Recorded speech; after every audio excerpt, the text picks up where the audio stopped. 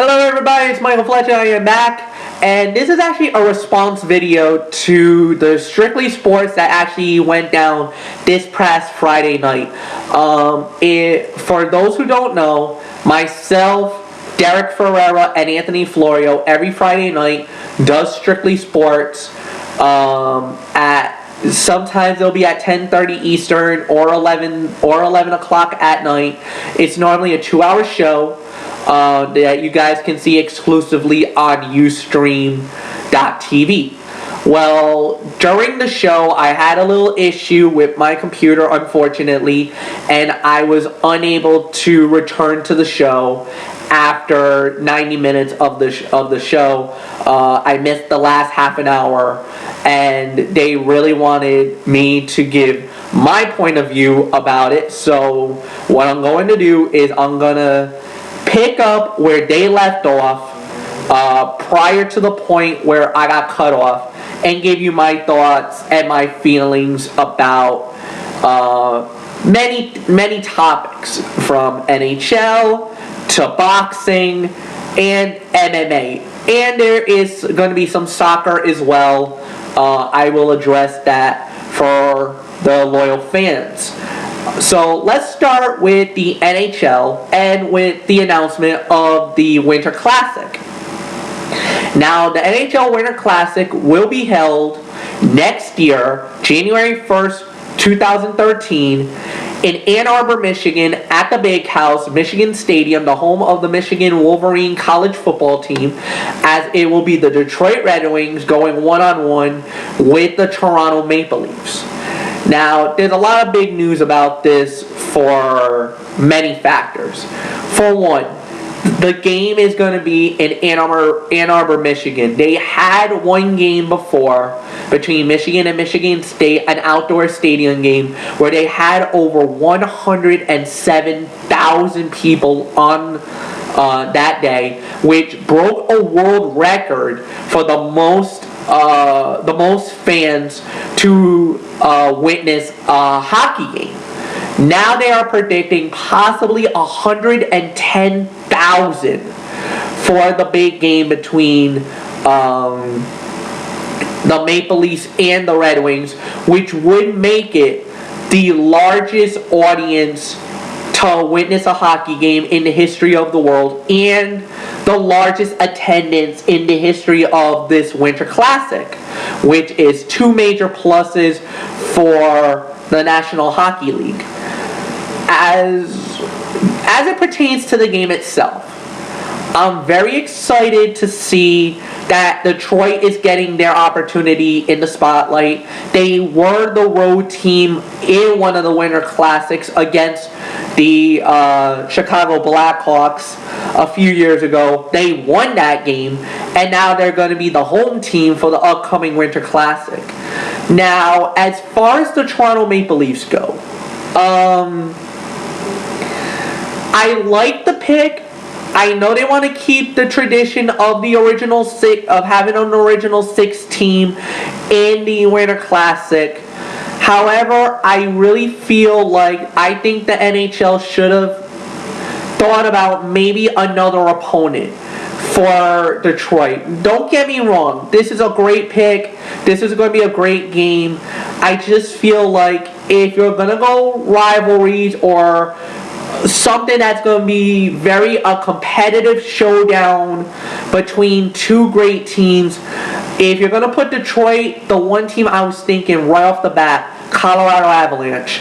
In the mid-90s, especially in the 90s and in the early 2000s, Detroit and Colorado were basically big-time feuds, big-time wars, and they just generally did not like each other at one point. I could have also made an argument, let's do another rematch. Let's have the Blackhawks and the Red Wings go at it in Ann Arbor, Michigan.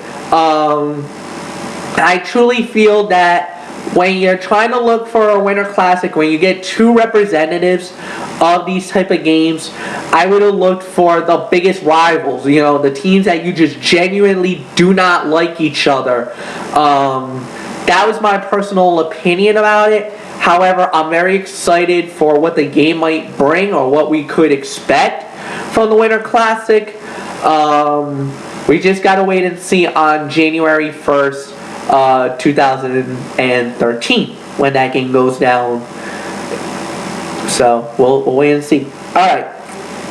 Now there was another story that my friend Derek and Anthony covered, and that was about the problems with the Boston Bruins, genuinely from Tim Thomas. Thomas has been making quite some waves down here in the New England area, here in Rhode Island, Massachusetts, and it has to stem from Tim Thomas's beliefs, religious beliefs, and because he did not show up the day that the Bruins went down to celebrate their Stanley Cup championship win at the White House with President Barack Obama. As it pertains to the dilemma with the president first, let me address that part. Tim Thomas is well respected in the New England area. I mean, he was one of the reasons why the Boston Bruins won the Stanley Cup last season. And I truly believe that, in my mind, Tim Thomas, he has the right to decline an offer from the president. And I think a lot of people's making too much of an issue about it, more than anything else. Now, as far as his religious beliefs and what he said on Twitter that created quite a firestorm, as it pertains to that, I kind of feel like it's a tough situation. I mean, when you're in the spotlight in media or anything like that, anything you say could come back to haunt you longer than anything else, which I truly believe in the philosophy of Herm Edwards, one of the great analysts on ESPN, and was a pretty good coach. Whenever you put anything on Twitter, you gotta make sure, that you're doing it in the right way.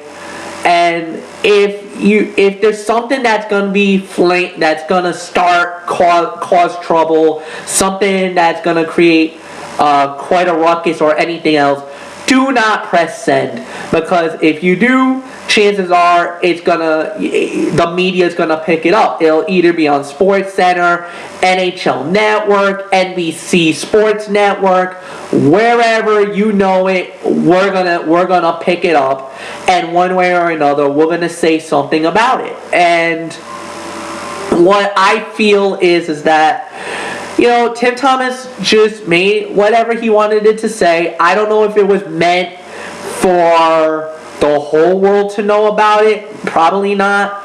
But it's out there, and a lot of people agreed with it. Some disagreed with it.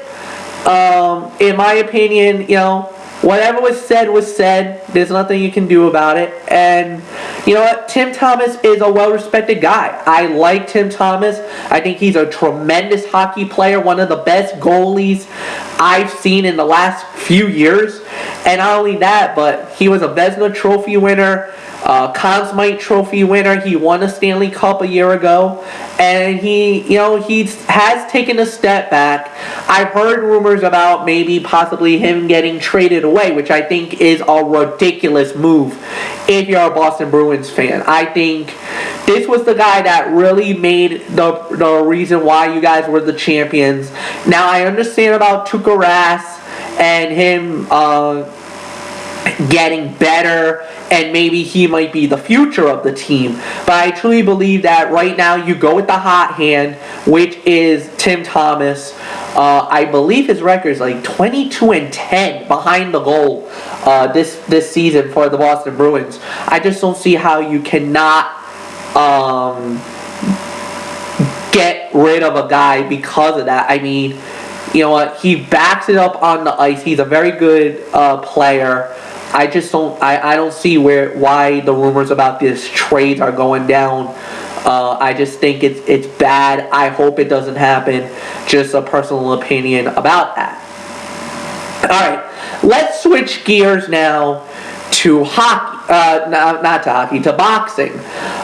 First off, there was word coming out about Manny Pacquiao and Floyd Mayweather. As everybody knows, Mayweather made the fight available for May 5th to possibly iron out some deals to fight with Manny Pacquiao. However, the fight is not going to happen because Floyd Mayweather announced that he is now going to fight Miguel Angel Cotto. So then, right behind it, Bob Arum and Manny Pacquiao announced that they are going to possibly be fighting Timothy Bradley in a one-on-one match in the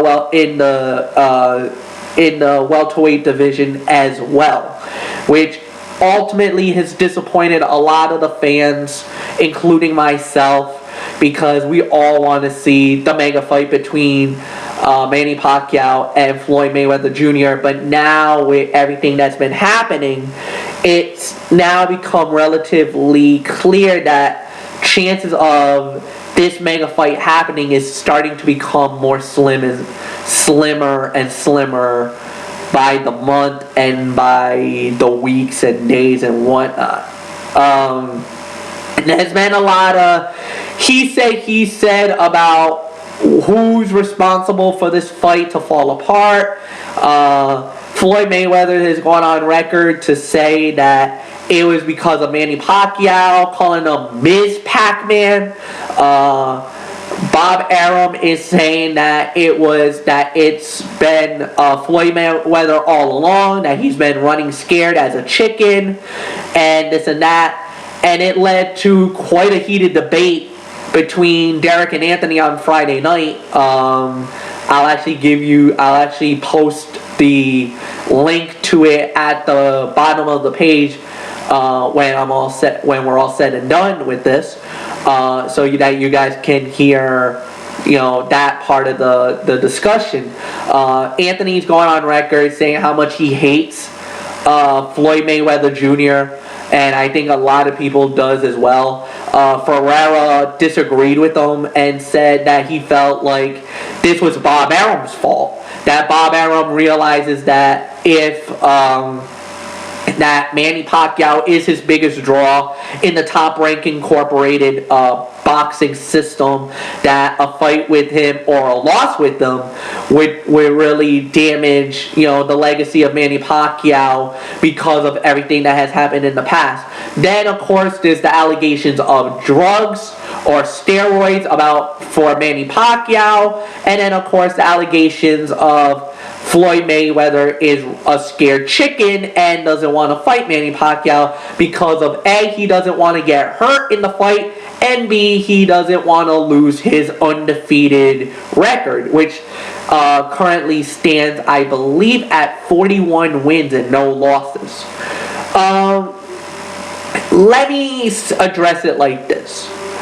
I think the line of the blame goes to both men. I do believe that Floyd Mayweather is running scared. I truly believe that he is making this to really be more hyped than anything else. He's just making himself look face on this. However, Bob Arum has always been one of those guys who's been very hard, takes a very hard line or a hard stance when it comes to boxing. He was very close and very good friends with one of my personal favorite boxers of the time, the Golden Boy Oscar De La Hoya. And then there was a major falling out between the two men post, the career and the whole 9 yards. And now we got a lot of he said thing going on between four individuals and the whole 9 yards. I truly believe that in my heart of hearts, Arum has taken a harder line and has been ripping on Mayweather more than any other person.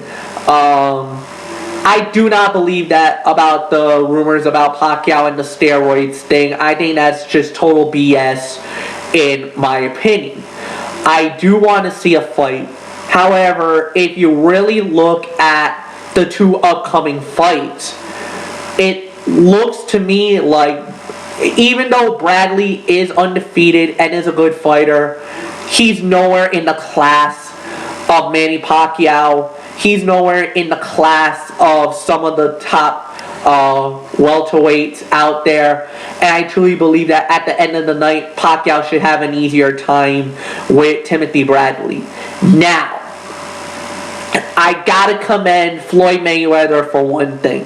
He's going up against a guy, Miguel Cotto, who is unbelievable, a devastating fighter. In my mind, Cotto only has one loss in his entire career, and that was the loss to Manny Pacquiao. Because of the fact that I dismiss the fact that he lost to Antonio Margarito, like a lot of people are doing now, because we all believe that because of the later revelations about the hand wraps and what led to Margarito getting beaten down by Sugar Shane Mosley. So I truly believe that this is a tougher fight for Floyd Mayweather. I mean, another good puncher who actually who has devastating power, but the problem is he's not as mobile, so I think Mayweather can pick him apart by his speed. I think it's going to be a more entertaining fight than Bradley versus Pacquiao. It's just my personal opinion, and I think I'll get more into it as the fight gets closer and closer. And definitely stay tuned to Braves Fan 95 because I'll have predictions and a fight review of that boxing match. And maybe I'll have my fellow colleague Derek Ferrero with me, and then we'll probably do a boxing form, a special edition of it, post fights with that situation. As it pertains to the next topic, which was UFC, MMA, and the situation with Nick Diaz. Alright. 48 hours after Nick Diaz lost to Carlos Condit, rumors started surfacing about a Condit versus Diaz rematch.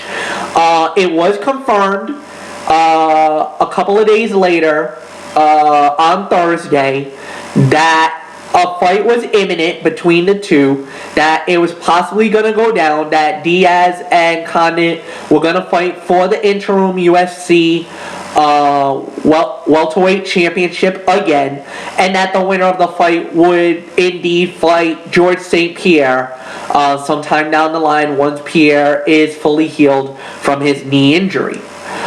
24 hours later, Nick Diaz was failed a post-fight drug test that it was because of marijuana, and now he is subject to a major suspension and possibly being kicked out of UFC altogether.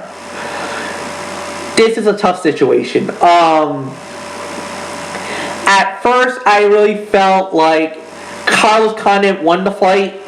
And I even said that on the Strictly Sports a couple of Fridays ago, where I said that all I think was that Diaz was just saying sour grapes, that, then he's saying that he was going to try to retire out of MMA, that he was done because he felt like the judges robbed him of the fight, even though I felt like Condit won the fight. I gave him 4 rounds out of 5 in that battle. So with that said, I was really surprised at the announcement that a rematch was going to happen so quickly. But then now we got the news that about the drugs, about the failed drug test, and all I can say is I'm just shaking my head saying, why? I mean, now with Diaz possibly completely out of the picture, Carlos Condit will now either have to face somebody else just to give him a warm-up for George St. Rush Pierre, or just give him Pierre and we'll just have the actual number one contender versus the current champion and just let them decide on who is truly the undisputed welterweight champion of the world. For Nick Diaz, I mean, it's an unfortunate thing for him, but I mean, it happens in sports. And now the question is, what's the punishment? I mean, is he going to be banned from Nevada State Athletic Commission because of the drug test fail? Now what's the future of UFC? I mean, from what I know, Dana White is very upset about the whole situation. And that normally when you get on the bad side of Dana White, that's almost like the kiss of death. So we'll have to wait and see what happens in that situation. The last thing that was addressed on the Strictly Sports that night was about soccer, and mainly about Fabio Capello, the manager of the English national soccer team, resigning from his post 4 months before the Euro 2012 event. Okay, the situation goes like this. He's made some comments that has really took a swipe at the FA over some allegations because of John Terry, the captain of the team, being stripped of his captain's spot because of what they call racial comments, which is become a big story, especially in England, because he's actually stand trial of it as of right now for making some racially and insensitive comments to a fellow soccer player in England, and the FA was so offended by the comments apparently that and with the court system, with litigation going on at the moment, that he was taken away of his captain spot for the English national team. Well, Fabio Capello felt like that was wrong in so many ways, that he felt like that he should not have been stripped of the captain spot until all the information is coming out. Basically defending his captain, John Terry, and in light of those comments that was made, a backlash started where it basically became a 50-50 situation where some people agreed with the comments that he made, but a lot of people disagreed with the comments that he made as well. What led to what happens next is that Fabio Capello felt like he should no longer, that he could not work in the environment that was going on in England, and basically said that he was done and had sent in his resignation as he will no longer be the manager of the English national team, which is a shocking announcement to say the very least. But I must commend Fabio Capello in the light that he was defending his player. He was defending that, he believes that the justice system is that you're innocent until proven guilty in any situation like this. Even though the comments might have been very insensitive and probably morally wrong in this light, I truly believe that until all the information would have came out, and depending on the guilt or innocence of John Terry, I do believe that the FA was very hasty to strip him of the captain spot. I think what should have been done was they should have waited until all the information was out, and that then they should have made a determination later on. And once the trial is over, then maybe do some kind of disciplinary hearing or something. Then the addressment of the captain spot and the whole 9 yards would have been up for grabs. As for Fabio Capello, like I said, I commend him for what he did. I think it's the right thing to do, to stick by your man, your player, regardless of the situation, and he truly felt like it should have been the right thing to do.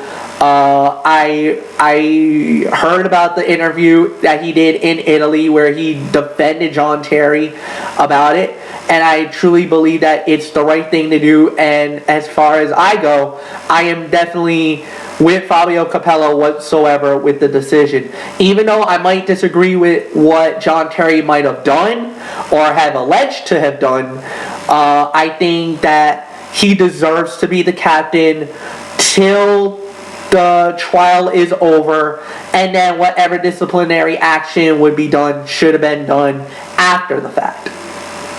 So that is my feeling on that situation. Alright folks, so this is what's coming up. Tonight, we got a Wrestling 4 at 11 p.m. Eastern, immediately following Monday Night Raw, with myself, Derek Ferreira, and Anthony Florio.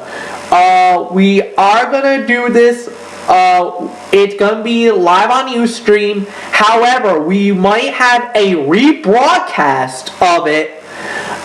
We're going to have a rebroadcast of it, possibly on YouTube on Rhode Island Sports 11. On Rhode Island Sports 11, so keep your eyes peeled for that. Friday night, we will have, of course, Strictly Sports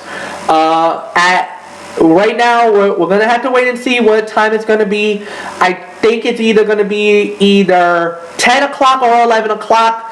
Please keep your eyes peeled to Twitter and Facebook, because myself, Derek, or Anthony will fill you in on all the information with that. And of course, you can always see, I'll always have more videos coming up and whatnot right here on Braves Fan 95. Before I go, I do want to give a special shout out to an individual. His name is Jay Mata. Forgive me if I messed up your last name, Jay, but I do want to say thank you very much for being a supporter of the show. I know you've been hitting me up on my Facebook, and I appreciate it.